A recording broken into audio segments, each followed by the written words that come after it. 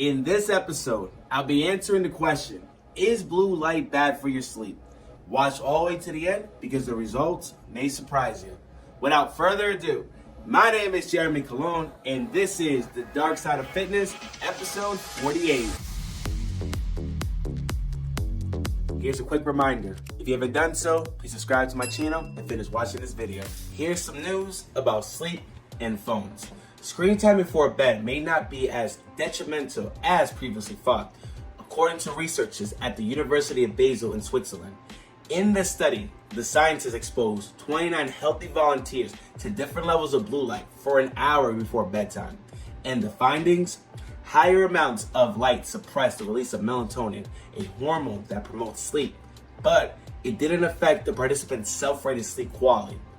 That's not the message that you or me want to hear. So, what's going on here? Let's take a closer look. Here's a little quick background about our eyes. In the retina of the human eye, there are three types of light receptors. The first two, rhodopsin and photopsin, which help with vision. The third, melanopsin, detects light to help your brain know when it's time to sleep and wake up. That's generally why we're told to avoid bright light at night. Thanks to input from melanopsin receptors, light signals your brain to stop making melatonin. That helps you wake up and feel alert. When it's dark though, your brain ramps up its production of melatonin, another assist from your melanopsin receptors. That helps you fall asleep and stay asleep.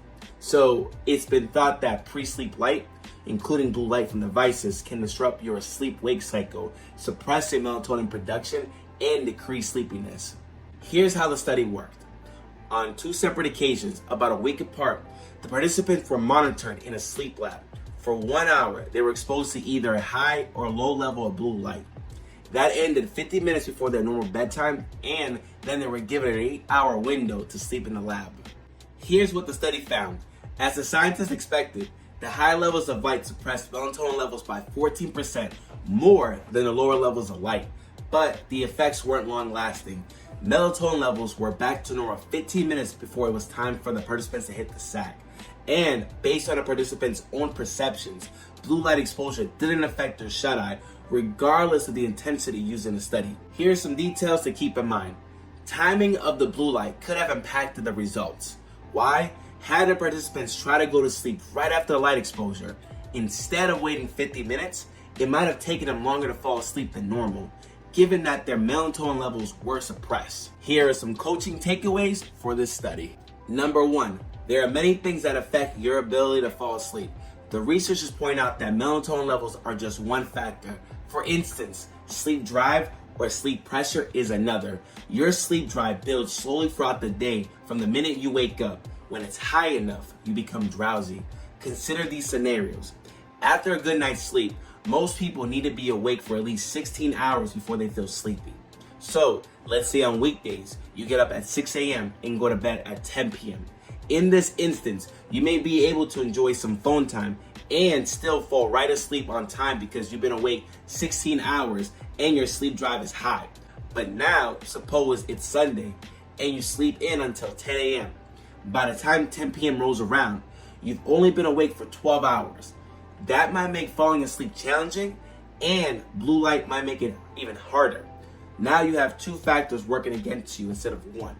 Number 2, the light you're exposed to during the day matters. The researchers know that it has been previously shown that the bright light during the day may decrease your sensitivity to light in the evening. So here's an ideal approach.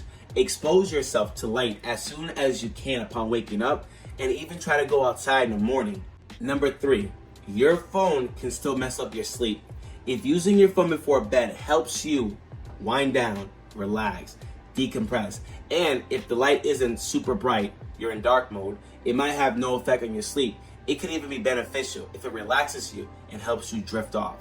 As was highlighted earlier, though using your phone before bed could interact with other factors to disrupt your sleep, and that might not just be because of the blue light.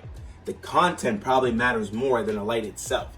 For example, if you're reading the latest news article, trying to respond to work emails or friends or anybody, or playing games or Fortnite, these activities could act as stressors to amp you up or even upset you. that can negatively affect your ability to fall asleep, which could rob you of shut-eye, leave you tired the next day, and throw off your sleep-wake cycle.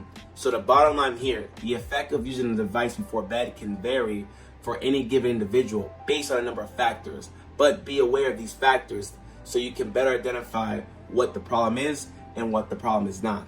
I want to say thank you so much for taking the time to watch this video. As always, please subscribe, like, share this content with anybody who could benefit from this, and until then, see you on the next one. Take care.